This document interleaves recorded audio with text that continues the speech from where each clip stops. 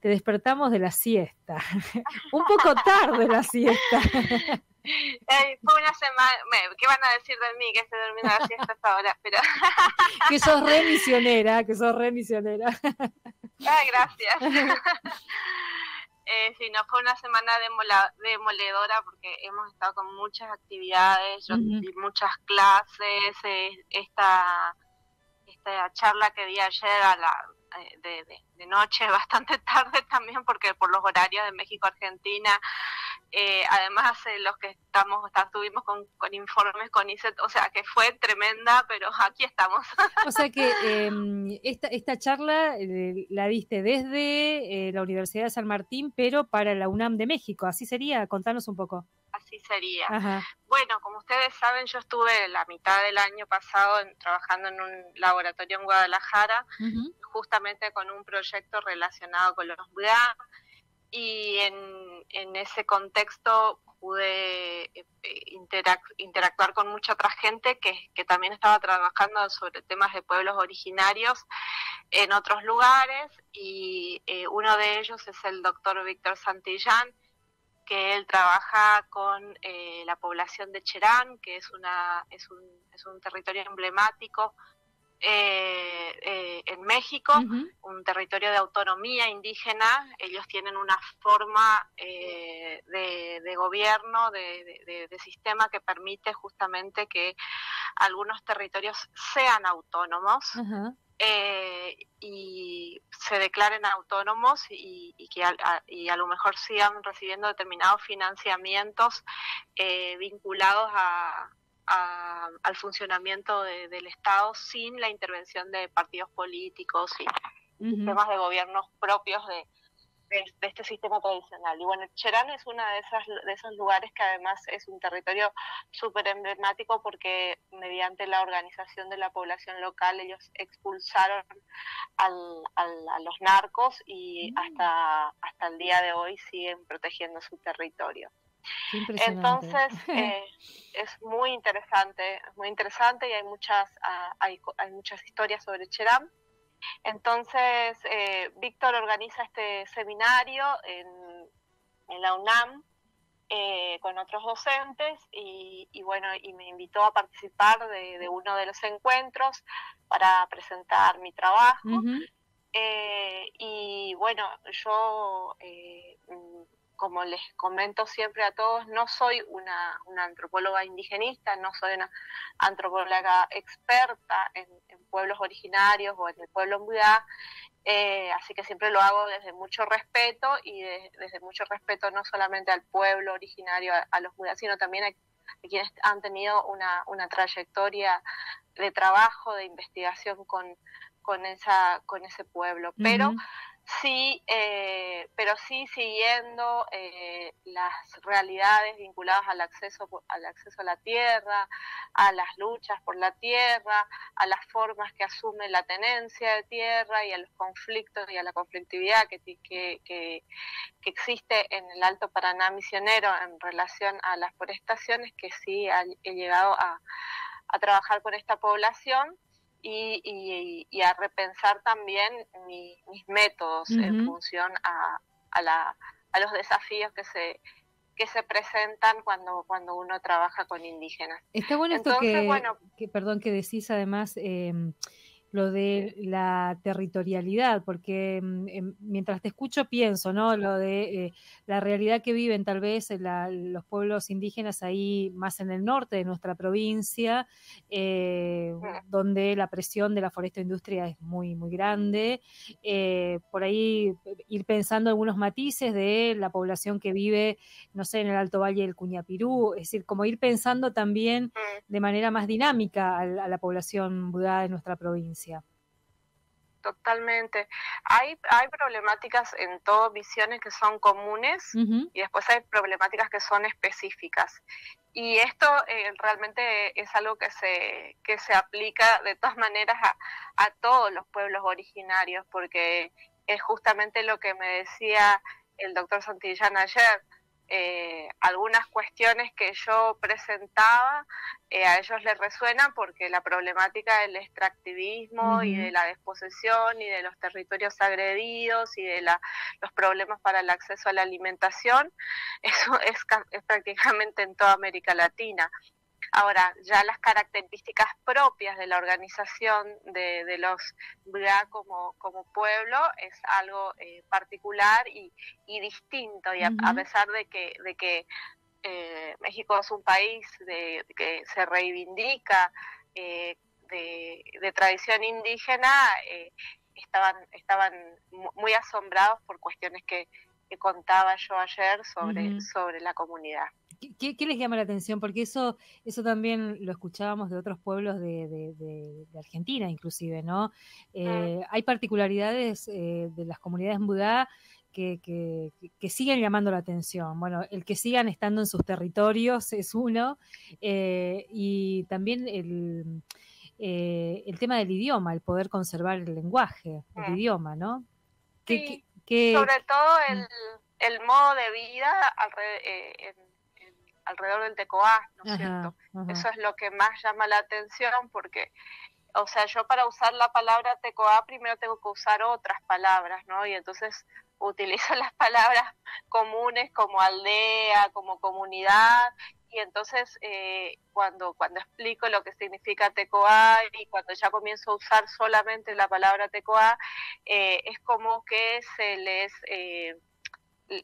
confunde mucho, o sea, confunde a quien no lo entiende, porque la palabra comunidad es tan laxa que hay gente que refiere a una comunidad por un pueblo, una comunidad de 10.000 personas. Entonces, cuando yo digo comunidad, por ahí, no sé, en Cherán deben vivir como 8.000 personas. Entonces, la comunidad de Cherán es algo que en realidad es un pueblo donde existen muchas formas de organización. Y eso es bien distinto a lo que yo estoy expresando cuando estoy hablando de comunidad en términos de Tecoá. Entonces, eso, por ejemplo, es algo que resulta muy disruptivo. Muy disruptivo.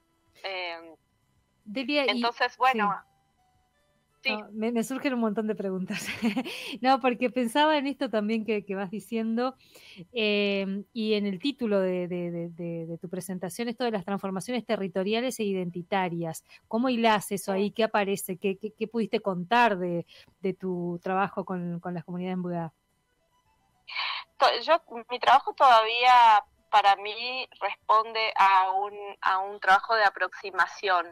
Entonces, como tal, un trabajo exploratorio, que está en el marco de una investigación más amplia que tiene que ver con el acceso a la tierra, que es mi investigación de CONICET. Entonces, cómo interviene esta cuestión de la etnicidad en las formas de acceder y de habitar el territorio.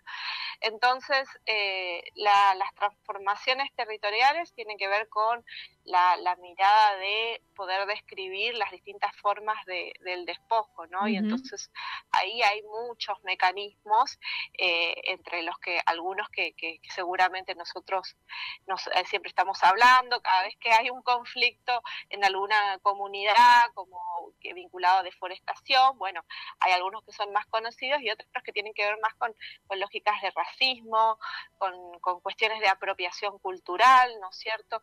Que eso está muy...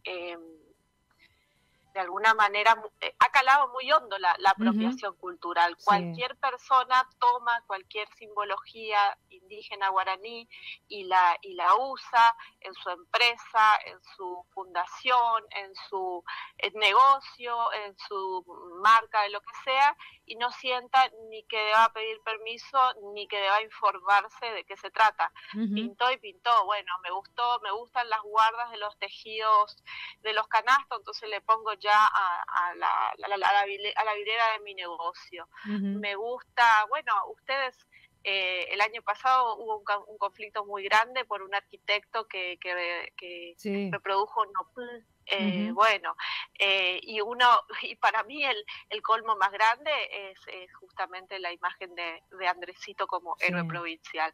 Y ni qué decir de esa estatua faraónica que está ahí en la costanera. Y Ujú. bueno, y esas son las formas en que nos hemos acostumbrado a que apropiarnos de los guaraníes, de su historia, pero y no volverlos presentes, no, y mucho menos futuro. Ujú. ¿Y cómo ha sido tu relación también con los integrantes de estas comunidades? Porque una de las cosas que hemos escuchado también, a veces es como una cierta advertencia sobre el extractivismo en varios sentidos, ¿no? Y a veces las advertencias sobre cómo se vinculan las propias comunidades, ya sea con las instituciones como la universidad o con distintas instituciones del Estado. En tu caso, ¿cómo es esa aproximación, ese recorrido que estás haciendo con ellos o con ellas?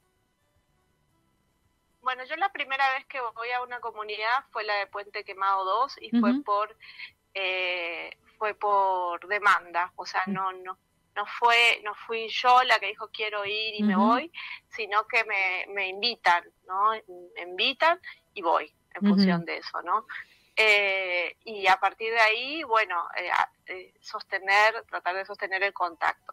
Pero la realidad es que yo trabajo en términos de investigación en el Alto Paraná misionero. Uh-huh. Cuando yo había presentado el proyecto de CONICET, yo ya había puesto a Colonia de Licia como un territorio interesante porque justamente yo sabía que era un lugar de mucha conflictividad para que era interesante estudiar qué era lo que pasaba, digamos, con el acceso a la tierra y el acaparamiento de tierra en esa localidad, y en esa localidad justamente hay 7 TECOA. Uh-huh. Entonces el peso de la población indígena es muy importante. Yo ya había tomado también contactos con varios de los Gurubillá porque algunos participan de algunas Uh-huh. otras asambleas, organizaciones. Entonces, a partir de ahí comencé a visitarlas con mayor frecuencia. Bueno, luego ya recibí la beca, entonces ya empecé a hacer el trabajo de campo exploratorio con más cabeza, con más Uh-huh. compromiso, y siempre explicando bien lo que hago y los límites de lo que hago. Uh-huh. O sea, qué es lo que puedo hacer, claro. y qué es lo que no va a resultar, digamos. Y eso hasta ahora creo que ha sido suficiente, no solamente con los indígenas, sino también con los agricultores familiares, porque creo que para todos la mayor sorpresa es que yo sostengo, o sea, que no es que voy una vez y después no me ven más, siempre sí. me ven. Siempre me ven, siempre me encuentran incluso cuando no me buscan. Así que creo que esa ha sido la manera, pero tampoco es la finalidad para mí Uh-huh. este trabajo, esta investigación. Yo tengo como cualquier docente, pero también militante, activista, deseos Uh-huh. de que en algún momento sean ellos quienes escriban y produzcan sus propios textos y su propia historia. O sea, para mí yo soy una herramienta de una transición, y creo que ellos tienen sus propios Uh-huh. intelectuales que no son que no pertenecen a la academia, pero que el horizonte es que sean reconocidos como intelectuales también. Uh-huh.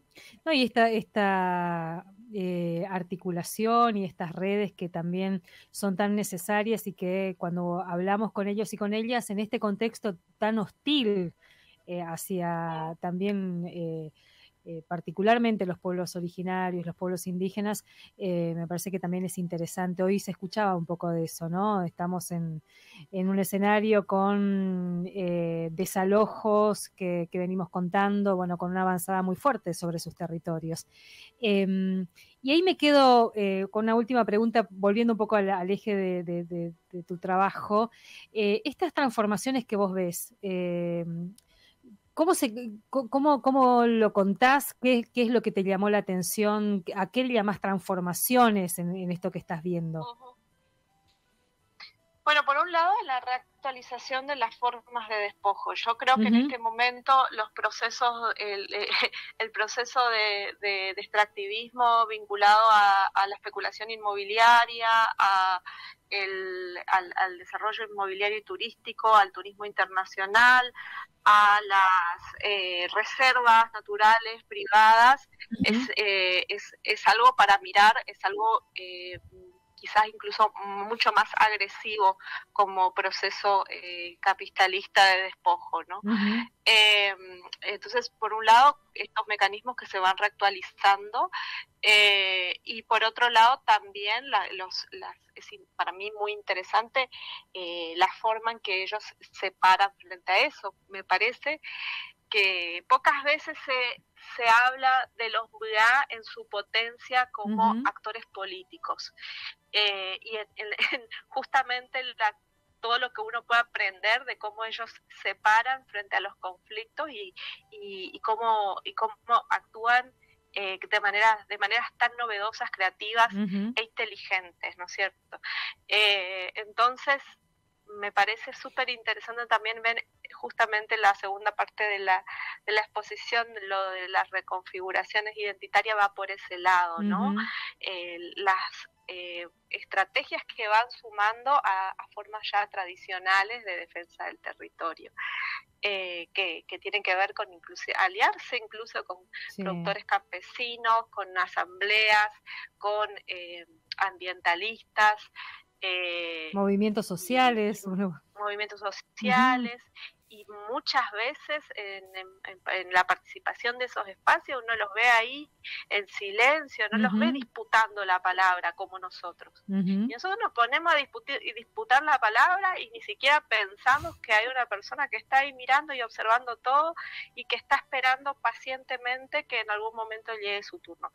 Eso solamente, si uno lo mira en clave política y no en clave de resignación, te da una enorme lección. Sí, totalmente. Entonces, creo que hay un montón de cosas que, así como cuando se ponen ellos a problematizar las cosas que pasan y uno se encuentra con unas reflexiones súper profundas de su propia realidad, y vos decís, la verdad, que que ellos no nos necesitan, no necesitan, es como cuando se presentó el otro día la película esta, La transformación de Canuto, que es dirigida por un PGA. Bueno, ahí se está demostrando que ellos tampoco nos necesitan para contar sus propias historias. Totalmente. Entonces, hay un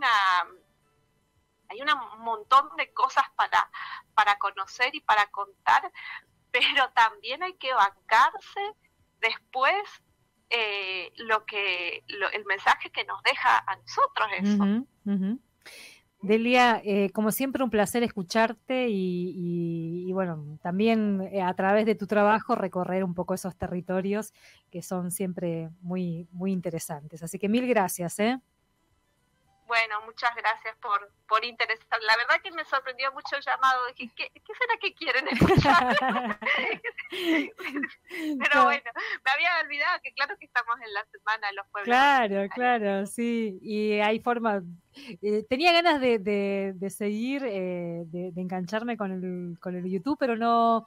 Después se me pasó, así que seguramente se puede recuperar la intervención, ¿no? Como para espiarlo en algún momento, pensando también en... Sí, queda todo en la web. Está ahí. Bien. El seminario se transmite una vez al mes. O sea, el seminario va a durar todo el año, así que van a haber presentaciones de distintos casos, e inclusive de la Argentina van a haber varios trabajos también. Qué bueno. Bueno, mil gracias, Delia. Un abrazo. Un abrazo, buen fin de semana, hasta luego. Gracias. Ahí hablábamos con la doctora Delia Ramírez, docente, investigadora, docente de la Universidad Nacional de San Martín, pero bueno, como ya sabemos, egresada de la Facultad de Humanidades y Ciencias Sociales, ha estado acá en diversas oportunidades también, investigadora del CONICET, y ahora en esta articulación, este seminario que brindan desde la Universidad Autónoma de México y el aporte que ella hace con este tema, ¿no? Transformaciones territoriales e identitarias